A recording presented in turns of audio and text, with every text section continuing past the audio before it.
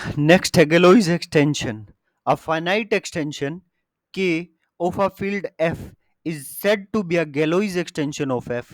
मतलब कोई finite extension है, फाइनाइट, इस फाइनाइट वर्ड पे ध्यान देना, फाइनाइट एक्सटेंशन है के, किसकी है ये एक्सटेंशन? फील्ड एफ की, फील्ड एफ की एक फाइनाइट एक्सटेंशन है, is said to be a Galois extension of F. तो इसको हम, इस एक्सटेंशन के को हम गैलोइज एक्सटेंशन ऑफ एफ जब कहेंगे if F is the sub field of के। अगर अगर मेरा ये एफ फील्ड, अगर ये फिक्स्ड फील्ड है अंडर सब फील्ड ऑफ के, अगर मेरी ये एफ फिक्स्ड फील्ड है अंडर सब फील्ड ऑफ के, under the group G K F, मतलब गैलोइज ग्रुप, अगर मेरी एफ फिक्स्ड सबफील्ड है के की under the group G K F, इस जी के एफ का क्या मतलब होता है? This is group of all F automorphism of K, इसको हम कहते हैं group of all F automorphism of K. तो हम उस एक्सटेंशन को गैलोइज एक्सटेंशन कहेंगे। के मेरी कोई फाइनाइट एक्सटेंशन है फील्ड एफ की, तो इस के को मैं गैलोइज एक्सटेंशन ऑफ एफ जब कहूंगा इफ, अगर एफ सब फील्ड है के की under the group G K F, अगर मेरी एफ सब फील्ड है, फिक्स्ड सब फील्ड है, फिक्स्ड सब फील्ड है के की under the group G K F, ji K F group का मतलब group of all F automorphism of K, तो हम कह सकते हैं कि ये गैलोइज एक्सटेंशन है। ठीक है, गैलोइज एक्सटेंशन का मतलब है कि जो मेरी फिक्स्ड फील्ड है, जैसे फिक्स्ड फील्ड को मैं के जी से डिनोट करता था, अगर मेरी फिक्स्ड फील्ड है के जी, के जी, के जी ओवर ओवर द ग्रुप, अब मेरा ग्रुप कौन है? ये जी होता था ग्रुप, और over the group G K F fixed subfield, इस के जी को मैं एफ नोट को किससे डिनोट करता था?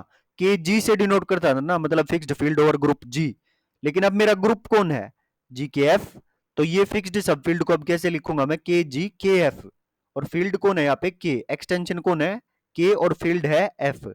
ठीक है, तो अगर मेरी फिक्स्ड फील्ड अगर उसी फील्ड के इक्वल आ जाए तो हम उसको बोल देंगे गैलोइज एक्सटेंशन है। तो यहाँ पे हमारा वर्किंग प्रोसेस क्या होगा, वर्किंग रूल क्या होगा कि जो फिक्स्ड फील्ड है, fixed field over the group G K F, मतलब के जी के एफ जो है, अगर वो जिस फील्ड पे हम काम कर रहे हैं, मान लो एफ पे काम कर रहे हैं, तो वो एफ के ही इक्वल आ जाए फिक्स्ड फील्ड, तो हम बोल देंगे गैलोइज एक्सटेंशन है। तो हम यही चीज प्रूव करेंगे कि हमारी जो फिक्स्ड फील्ड होगी उसको उसी फील्ड के इक्वल प्रूव कर देंगे, गैलोइज एक्सटेंशन प्रूव हो जाएगी। ठीक है, तो आगे देखो सिंपल एक्सटेंशन। सिंपल एक्सटेंशन की डेफिनेशन लिख लो।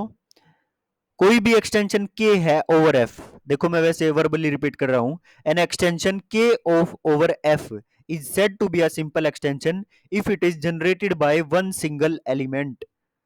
An extension k of f is called a simple extension if it is generated by one single element, मतलब जो सिर्फ एक एलिमेंट से जनरेट हो रही हो। जैसे अगर मेरी k एक्सटेंशन है f की, तो दिस इज इक्वल टू के एफ अल्फा। अगर ये सिर्फ एक अल्फा एलिमेंट से जनरेट हो रहा है के, तो हम कह सकते हैं कि मेरा के सिंपल एक्सटेंशन है एफ की। ठीक है, के सिंपल एक्सटेंशन है एफ की, क्योंकि ये सिर्फ एक एलिमेंट से जनरेट हो रही है।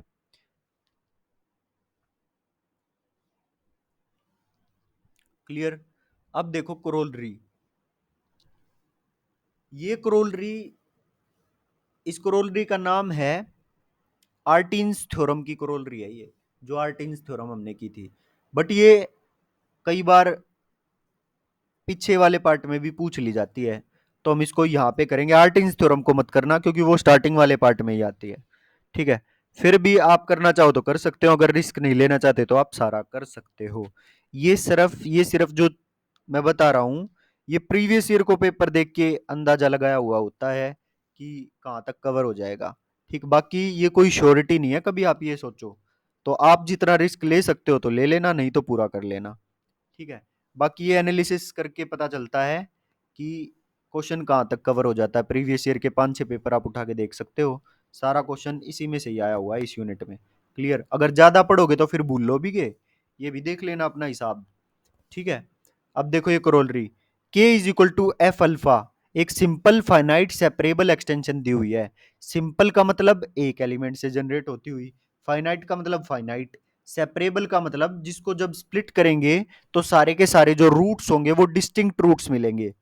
अगर उस पोलिनोमियल को स्प्लिट करने पर उसके डिस्टिंक्ट रूट्स मिलते हैं तो हम उसको बोलते हैं सेपरेबल। तो क्या है statement, k is equal to F alpha एक सिंपल फाइनाइट और सेपरेबल एक्सटेंशन है फील्ड f की।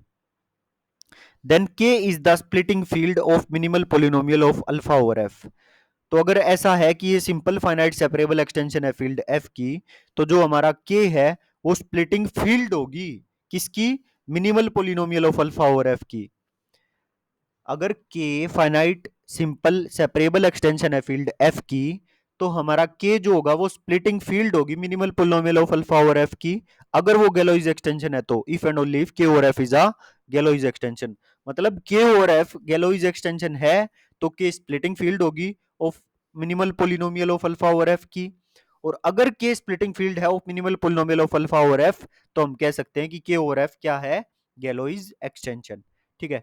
इसी चीज को गैलोइज एक्सटेंशन को दूसरे टर्म्स में भी बोल सकते हैं कि f is a fixed field under f is a fixed field under the group of all f automorphism of k। और group of all f automorphism of k क्या होता है, gkf। Group of all f automorphism of k क्या होता है, gkf ही तो होता है।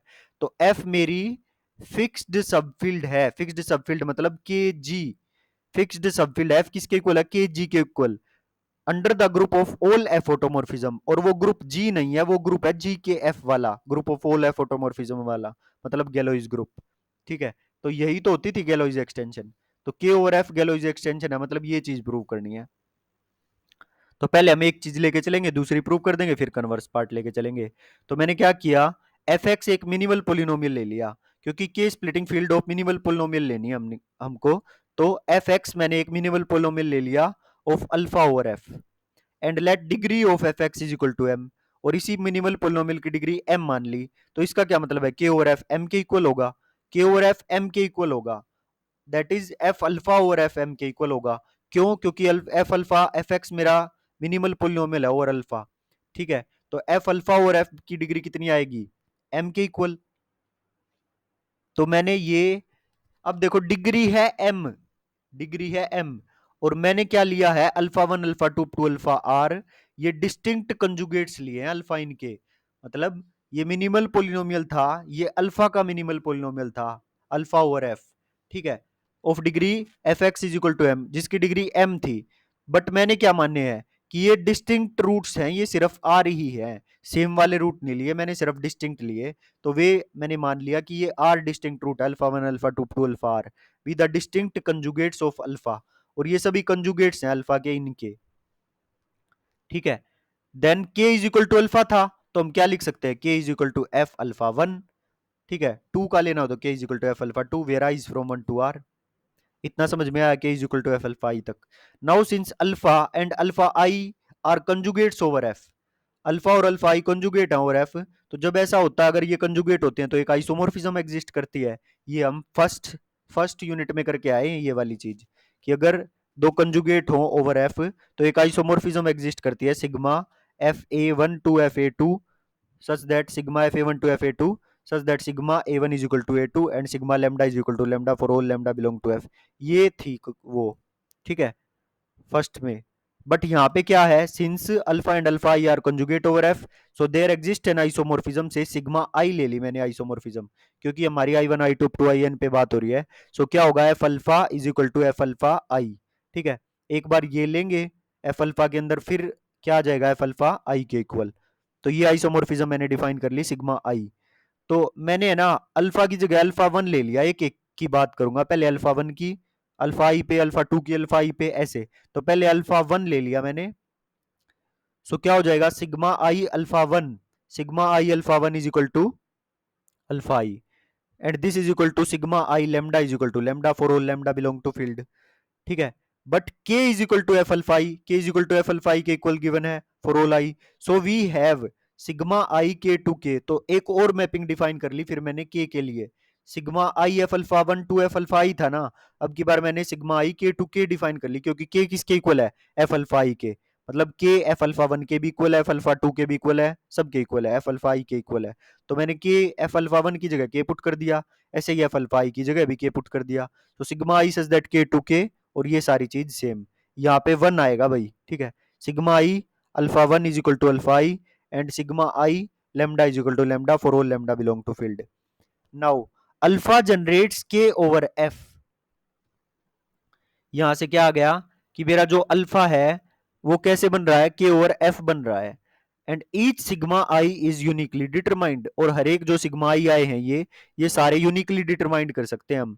और हमें एक बात का पता है, किसी भी एफ ऑटोमॉर्फिज्म के लिए ऑफ सिग्मा ऑफ एफ क्या होता है कि अगर कोई एफ ऑटोमॉर्फिज्म है ऑफ सिग्मा ऑफ के, तो सिग्मा वन ए जो होगा ना वो कंजुगेट होगा ए का. ये चीज हम पढ़ के आ चुके हैं कि सिग्मा वन ए कंजुगेट होता है ए का, अगर वो एफ ऑटोमॉर्फिज्म को बिलोंग करता हो सिग्मा तो. Further we know that for any F automorphism sigma of K, sigma I थी ना सिग्मा आई मेरी mapping, so sigma I alpha one is conjugate of alpha one. Sigma I alpha one is conjugate of alpha one. इसी से कि sigma one ए क्या होगा, ए के equal. तो वही हमने लिया कि सिग्मा आई हमारी सिग्मा नहीं है. अगर सिग्मा होती तो केवल सिग्मा लेते कि sigma A is conjugate of A. अगर हमारी मैपिंग सिग्मा आई है तो sigma I A is conjugate of A, अगर वो एफ ऑटोमॉर्फिज्म है सिग्मा ऑफ के तो. ठीक है, ये बात हम करके आ चुके हैं, ये रिजल्ट है. सो sigma I alpha one is conjugate of alpha one, and sigma I alpha one मेरा अल्फा आई के इक्वल था. सिग्मा आई अल्फा वन मेरा किसके इक्वल था, अल्फा आई के. ठीक है, तो इससे क्या आ गया, इससे और इससे I sigma I is equal to sigma के इक्वल आ गया फॉर सम आई. ठीक है, sigma I alpha one conjugate था अल्फा वन का, और sigma I alpha one alpha I के इक्वल है. तो इसका क्या मतलब आ गया, फॉर सम आई कुछ भी हो सकता है, यहाँ अल्फा वन भी हो सकता है अल्फा टू भी. तो इससे आ गया कि मेरा जो सिग्मा आई है वो सिग्मा के इक्वल है. ठीक है, यहाँ पे आप आई मत लो, ऊपर आई नहीं लेना, क्योंकि रिजल्ट में आई नहीं होता. आई हमारा हमने लिया हुआ है यहाँ पे, बट हमारे रिजल्ट में आई नहीं होता. यहाँ पे सिर्फ सिग्मा अल्फा वन लो. Sigma one alpha one is conjugate of alpha one, and sigma I alpha one is equal to alpha I for some alpha I. It follows that sigma is equal to sigma I for some I. यहाँ तक आ गई समझ में. अब आगे देखो, इससे क्या आ गया, सिग्मा सिग्मा आई के इक्वल आ गया. Hence the group G K F consist of, तो मेरे जी के एफ ग्रुप में ये सारे एलिमेंट्स होंगे sigma one sigma two to sigma R. इससे क्या आ गया, लेट अच्छा इससे क्या आ गया, hence the group G K F consist of all these elements. मेरे ग्रुप में ये सारे एलिमेंट्स होंगे. अब मेरा F note be the fixed field मैंने लेट कर लिया कि ये जो मेरा ग्रुप जी के एफ आया है जिसके एलिमेंट्स ये हैं, मेरा ग्रुप जो जी के एफ आया जिसके ये सारे एलिमेंट्स हैं, मैंने मान लिया F not fixed field under G K F. F note को मैंने फिक्स्ड फील्ड मान लिया अंडर जी के एफ. और मेरी आर्टिन्स थ्योरम क्या कहती थी, अगर मेरी F not fixed field under G K F, तो के ओवर एफ नोट का के ओवर एफ नोट का की डिग्री क्या होगी, ऑर्डर ऑफ ग्रुप के इक्वल. के और एफ नोट की डिग्री क्या होगी, ऑर्डर ऑफ ग्रुप के इक्वल. ये आर्टिन्स थ्योरम में हमने पढ़ा था. क्या थी आर्टिन्स थ्योरम, ये लिख रखी है, let G be a finite subgroup of aut K, F not is the fixed subfield under G, that is F not is equal to X belong to K, sigma X is equal to X for all sigma belong to G, then K over F not is equal to order of group. So K over F not order of group के equal हो जाएगा. Order of group क्या है, जी K F, so order of ji K F के equal आ जाएगा. और इसके अंदर एलिमेंट्स कितने थे, आर, सो इसका ऑर्डर कितना होगा, R. So K over F not किसके इक्वल आ गया, आर के. So F is equal to F not if and only if R is equal to M. F is equal to F not कब होगा, मतलब के और एफ की वैल्यू चाहिए थी ना हमको, तो के और एफ नोट आया ये तो जब एफ नोट एफ के इक्वल होगा तो हमको क्या लेना पड़ेगा, R if and only if R is equal to M. F is equal to F not if and only if R is equal to M. Next step में लिखना है आपको, F is equal to F not if and only if R is equal to M. Hence F is the fixed subfield under G. और तो F note के equal है जब R M के इक्वल है, तो यहां से क्या आ गया कि एफ मेरा fixed subfield under G, if and only if F X. और ये कब होगा, if and only if R is equal to M के equal. If and only if F X has all M roots in K, मतलब F x के अंदर सारे के सारे एम रूट्स चले जाएं. इफ एंड ओनली इफ के is the splitting field of F x over F. अगर सारे के सारे रूट्स उसके अंदर चले गए तो वो स्प्लिटिंग फील्ड बन गई. तो K is the splitting field of F x over F. तो देखो हमने इफ एंड ओनली इफ लिखते हुए चल रहे हैं, इसका मतलब हमको दोबारा करने की जरूरत नहीं है, यहीं से ही हो गया ये. ठीक है, तो कन्वर्स दिखाने की जरूरत नहीं है क्योंकि हमने यहीं पे इफ एंड ओनली इफ लिख दिया. तो ये थी हमारी करोलरी. इसके बाद हमारी छोटी सी थ्योरम है, ये हम नेक्स्ट क्लास में करेंगे. Till then bye bye, thank you so much. अगर चैनल को सब्सक्राइब नहीं किया है तो कर लेना.